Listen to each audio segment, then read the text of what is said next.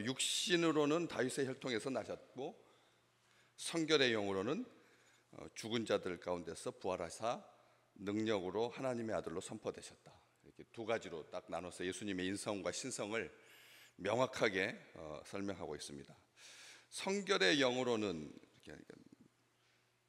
뭐뭐로는 하면은 이게 도구나 수단이 되잖아요, 사실은. 그러니까 성결의 영으로 그러면 성결의 영을 부리는, 성결의 영을 도구 삼아서, 아니면 성결의 영의 도움으로, 이런 식으로 의존적이 되거나 아니면 도구적이 되거나, 두 개로 오해할 소지가 있습니다. 성결의 영으로라고 하는 그 말 자체가 우리 주님께서 자력으로가 아니라, 스스로가 아니라 영의 도움을 받아서, 이런 식으로 해석할 수 있는 어려움이, 그렇게 할 수가 있는데, 그 뒷말 때문에 그게 아니다라고 하는 것을 알 수 있죠. 죽은 자들 가운데서 부활하사 능력으로 하나님의 아들로 선포되셨다. 이 선포되셨다, 하나님의 아들로 선포되셨다.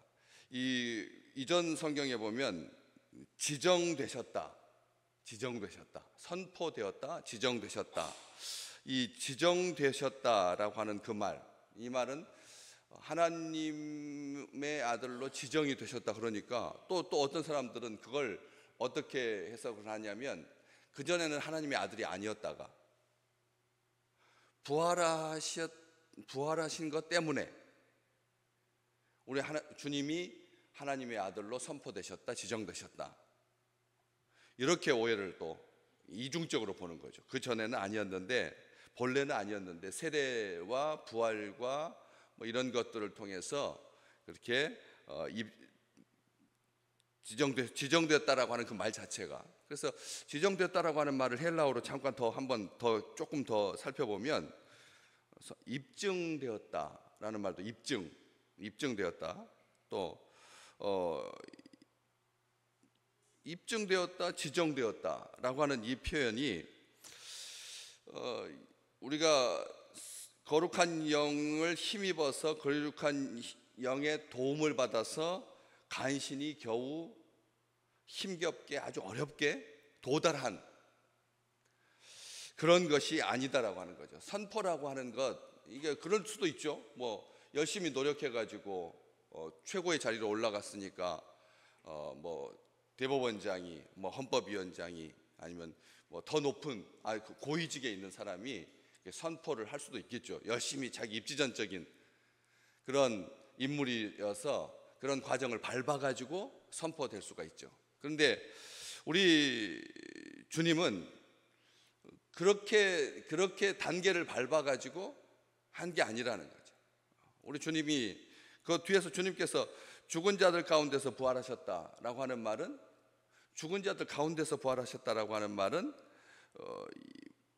부활했기 때문에 하나님의 아들에 입증되었다라고 하는 것을 강조하는 게 아니라는 거죠. 어떤 단계를 밟아 부활했기 때문에. 우리 주님은 처음부터 죽음과는 상관없으신 분이었습니다. 주님은 처음부터 죽음과는 상관없는 참 생명이었다. 참 생명이었던 거죠. 그렇기 때문에 골로새서 1장 18절에서 우리 주님을 죽은 자 가운데서 먼저 나신 자, 먼저 나셨다라고 하는 표현을 일부러 쓰는 겁니다. 일부러 쓰는 거예요. 왜냐하면 그러면 죽은 존재에서 되살아난 존재, 이 정도의 부활을 가지고 하나님의 아들이다, 이렇게 선포하지 않으신다는 거죠, 하나님이. 다시 말하면 먼저 나셨다라고 하는 말은 출발부터 생명이었다는 뜻입니다. 사망이었다가 어떤 과정을 겪어가지고 변화되어가지고 생명적인 존재가 된 게 아니라, 먼저 나셨다라고 하는 말은 처음부터 생명이었다는 뜻, 그것을 강조하기 위해서 먼저 나시고, 두 번째 강조하는 것은 우리 주님께서 먼저 나신 자이니까 우리도 다음에 이어서 난다라는 거죠. 우리는 죽음이었던 적이 없다는 말입니다. 처음부터 우리 주님 하나님이 하나님의 영으로 생명으로 창조하셨지, 어떤 혼돈 가운데서, 죽음 가운데서 다시 되살아나는 그런 존재가 아니라는 거죠. 이게 소망입니다. 이게 참 생명이고 첫 열매 되신 우리 주님으로 말미암아 우리가 그런 소망을 가지게 하시려고 먼저 나셨다. 이게 두 번째 의미가 바로 그런 의미인 거죠. 우리에게 참 소망을 주시려고. 개별적으로, 개인적으로. 우리 주님께서 그것을 입증하듯이 하신 말씀이 한 번 있습니다. 제자가 너 나 따라와서 제자가 되라. 그러니까 아버지께서 돌아가셔가지고 장례식 치르고 나서 주님을 따르겠습니다. 그런데 주님께서 하셨던 말, 뭘 장사하게 하라고? 죽은 자가 죽은 자를 장사하게 하고 너는 나를 따르라. 바로 그 말씀인 거거든. 죽은 자, 예수 믿지 않는 자, 생명이 없는 자, 소망이 없는 자, 그런 자가 장사를 지내게 하고 너는 생명으로 창조한 자니까, 살아있는 자니까 나를 따르라라고 하는 말은 살아있어야지 따르죠. 죽었을 때 어떻게 따를 수가 있겠습니까? 그렇기 때문에 나를 따르라고 하는 말은 놀라운 은혜입니다. 사실 주님을 따른다라고 하는 말이 얼마나 버겁고 얼마나 부담스럽고 얼마나 많은 사람들이 힘들고 그렇잖아요. 왼쪽 오른쪽 보게 되고 일렁이는 파도도 보이고 사망의 권세도 보이고 악한 영이 공중 권세를 잡고 막 휘둘러대는, 사람을 장악해가지고 모두 사망의 권세로 끌고 가고 있는 그런 것들이 다 보이는데, 따른다라고 하는 말이 굉장히 부담스러운 그런 제자도라고 하는 이름을 붙여가지고 미화할 정도로 이게 그런 것이지만, 우리 주님께서 따르라고 했을 때는 살아있기 때문에, 들을 귀가 있기 때문에, 의지가 있기 때문에, 주님께서 그 은혜를 주셨기 때문에 따를 수 있는 거잖아요. 그래서 죽은 자가 죽은 자를 장사하게 하라, 그 말 속에 담겨 있는 거죠. 이 생명이 없는, 하나님의 생명이 없는 비극적인, 멸망할 수밖에 없는 하나님의 영이 떠나면 그냥 육체인 거죠. 육체인 겁니다. 우리 그냥 흙에서 빚어진 존재일 뿐이다. 흙에서 난 존재라는 거예요. 흙과 같은 겁니다. 우리 몸은 똑같습니다. 사람의 성분의 질소가 좀 더 있어서 사람의 시신은 비료로 씁니다. 사람의 시신은 비료로 쓰인다니까요. 그렇기 때문에 우리는 흙과 같은 존재인 거죠. 그래서 멸망할 수밖에 없는, 우리 인생의 모든 도모가 하루면 다 끝납니다. 아무리 화려하고 아무리 대단해도 하루 지나면 그냥 끝나는 거죠.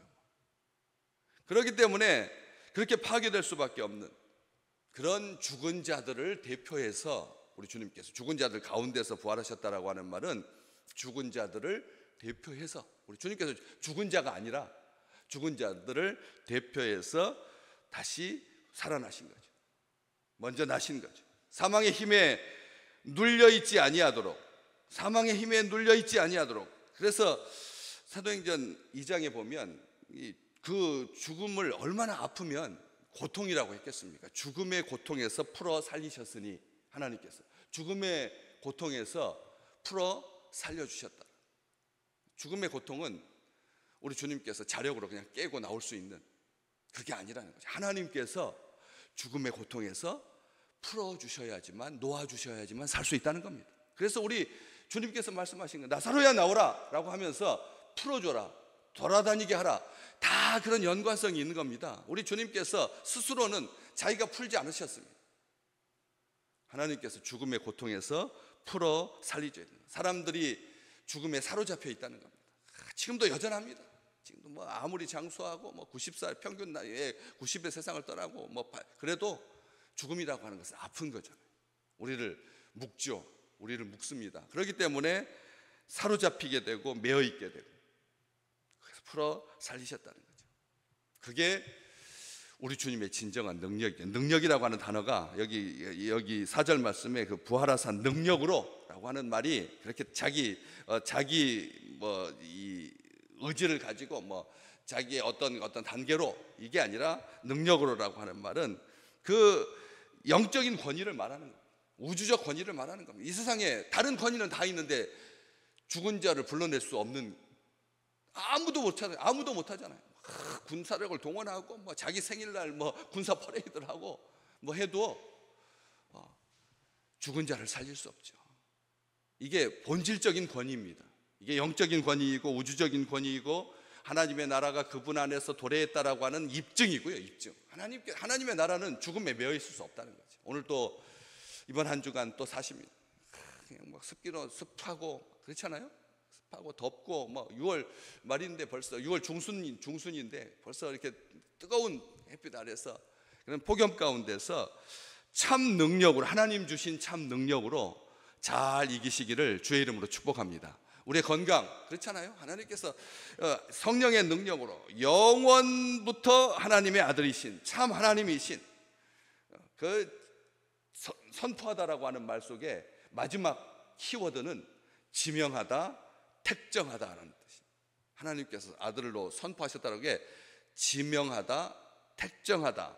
하나님의 나라를 이루고 복음을 위해서 구별된 자를, 우리를 하나님께서 똑같이 우리 아들만 그렇게 선포하신 것이 아니라 모든 믿음의 사람들에게 우리를 지명한, 꼭 집어서 오늘 또 이 아름다운 잔치, 하루를 시작하는, 이 우주를 여는, 그렇잖아요. 이 소망의 시간이지 않았습니까? 가장 아름다운 시간이고 가장 능력 있는 시간이 하나님의 시간인 거죠. 세상에 때묻지 아니하고 오염되지 아니하고 하나님께서 다 정화하고 하나님께서 치유하고 하나님께서 깨끗하게 하고 하나님의 바람을 불어서 소망 가운데 살게 하시는 그런 귀한 날, 우리로 하여금 그 자리에 있게 하신 하나님의 선하신, 하나님의 그 아름다우신 그 나라를 이루어 가시는 그런 복된 하루가 되시기를 주님의 이름으로 축복합니다.